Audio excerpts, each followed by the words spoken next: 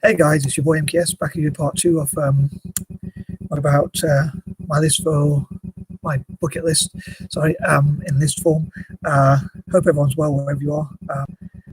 I'm looking outside the window in the reflection, and it doesn't look that dim. But when I look outside, it's really miserable. But anyway, so here goes. I hope you checked out part 1 and enjoyed it. If not, please check it out. And I really appreciate your sharing the video or likes and that sort of thing, helping out my channel. So hopefully I can help myself and others. Anywho, so I'm going to try and not waffle too much if I can help it and get on with the list of my goals or dreams or whatever you call them. So here goes. So as I say, this is continuing on from part number 1. So please check that out if you haven't already done so. So number 11, continuing on from where I left off. I dream to make a group of people who are charitable, philanthropic, and who wish to help people in Africa and Asia and places like that, Latin America and places like that, and I suppose really mainly anti-imperialists really as well, who want to help countries that were colonized, like in Africa and Asia, Ireland, Latin America, and those places I've talked about before, and including indigenous people from Australasia and Native Americans as well, and try and help them as much as possible through fundraising and also going to those places. And I also wish to raise awareness around dyslexia and ADHD and things like that. So bringing in groups, organisations, and that sort of thing, which raise awareness of dyslexia and ADHD and conditions like that, and look at the positive sides of dyslexia. So I'd love to work with Made by Dyslexia, the Dyslexic Advantage, if at all possible, and other organisations like that, which could host events in the future, hopefully, obviously when travel resumes and it's safe or allowed to travel, or we're allowed to travel or whatever. Maybe we could get a special pass to travel in a small group or something like that, and maybe in the future even in larger groups or whatever. But yeah, I'd love to do stuff like that, obviously legally and within the rules and all that sort of thing. As I've talked before about, I never like to break the law or anything like that. But yeah, so to go to parts of Africa and Asia and talk about dyslexia and the positive sides of dyslexia, and maybe in the short term might do so online. But yeah, so like to travel to those sort of things and yeah, just focus on those sorts of things as much as possible. So hopefully in the future I'll have an excuse not to attend to like weddings or other family functions or events. So I'd be saying that I'm too busy traveling with this group. But yeah, so excuse me. So like Made by Dyslexia and Dyslexic Advantage and organisations like that. Excuse me. Sorry. Going to developing countries, if you like, or colonized countries, and talking about how countries like Kenya, or Nigeria, or South Africa, or Cameroon, or other parts of Africa and India and places like in Asia, how they would benefit through encouraging their dyslexic students, so they could become the next Richard Branson or Jamie Oliver, who's a famous chef here in the UK, or fairly famous.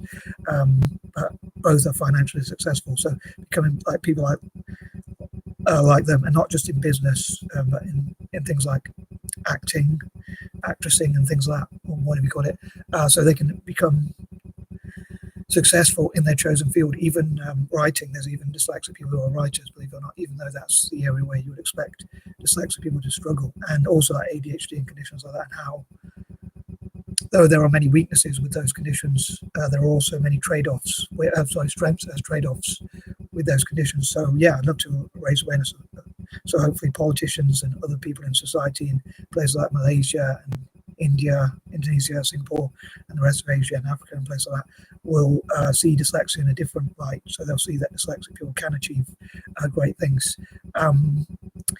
Number 12, I'd love to be someone who inspires and motivates and encourages people.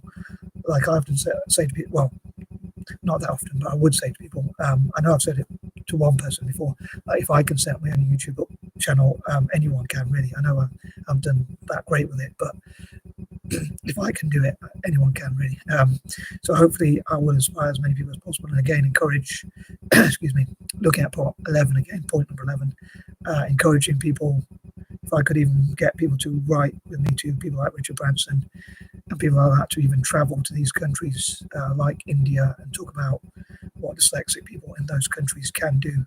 And maybe he can personally write, people like Richard Branson could write to people in those countries and talk about what dyslexic people can achieve and accomplish, financially successful, or other such dyslexics who are successful in their chosen careers. And again, with people with ADHD and conditions like that, talking about what you can achieve, even possibly people with other disabilities like physical disabilities, and what you can achieve when you push yourself and put your mind to it. So like encouraging people to mentor each other and support each other and encourage each other in that sort of way.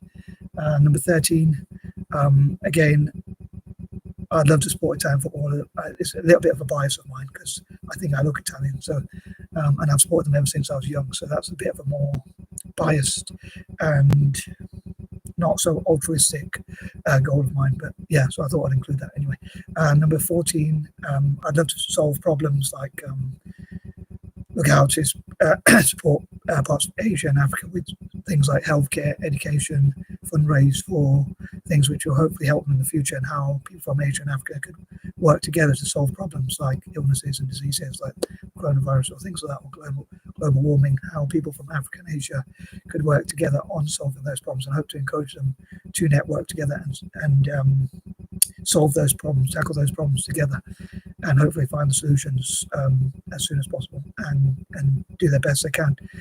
Number 15, again, hopefully I'll maybe do like videos like this in the future where I like review my goals and then see if I can make new goals. So I'll always be creating goals. So if I achieve many goals, I'll still find things to do, keep myself occupied and busy. But yeah, I'm sure a lot of my goals that I have are probably never really achieved, so there'll always be something to work towards, but at least I can push the envelope along, so to speak, and like working with other people, at least try and tackle these problems. Like even if you can't feed everyone in the world, you can at least help as many people as possible to be fed and have shelter and things like that, which I hope to come to. Number 16, I hope to again like analyze my goals and see how I can improve. And I never really do like checklists where I sort of tick off things, excuse me, that I've achieved. But I think that probably would be a good idea. But yeah, it'd be good to like review what I have achieved and what I haven't achieved, and how I can work towards the things I haven't achieved, and hopefully again put that into practice, as I said in part 1. Number 17, I hope to use any skills. I know I don't have many skills, but I hope to use whatever skills, talents, abilities, or whatever I may have, and also encourage other people with more skills or experience and talents and things like that to help as many people as possible again, and use their talents and strengths, as I say, to help people in developing countries, to put it simply, and that sort of thing. Number 18, again, hope that I can be a positive force, so to speak, for good in the world, like especially in Africa and Asia, as I said before, like, and also Latin America, Native American communities, and create projects that help people in like Indigenous Australasians, Maoris, Aborigines, people like that, in things like technology or STEM generally, and that sort of thing. So hopefully they'll be empowered, and it'll be great to support Aborigines and Maoris to network together and create their own businesses, their own books, and promote their own art and things like that. I know there are all sort of things that already do things like that, but there are projects that already help things like that. But hopefully I can help them to advance further so that they can achieve even more. Number 19, I hope to support African software developers and organizations like Andela, and network with people who want to support Africa, like Friends of Africa, which can help especially women in Africa to become software developers, and maybe look at lobbying governments for tax cuts, excuse me, for supporting African software developers. And number 20, also African tech generally. So hopefully I can help Africa to, as a continent, to lead in the tech space, and also to network together like One Africa, Pan-Africanism, where they work together in technology to sort of dominate technology, which I think would be quite interesting and an exciting prospect, because obviously Africa missed out on other industrial revolutions. I could apparently we're in the 4th industrial revolution, so it'll be great to see Africa actually lead for once in that area. So I hope they do well, and hope I can be part of helping them. So hope you enjoyed this video. As ever, please let me know what you think.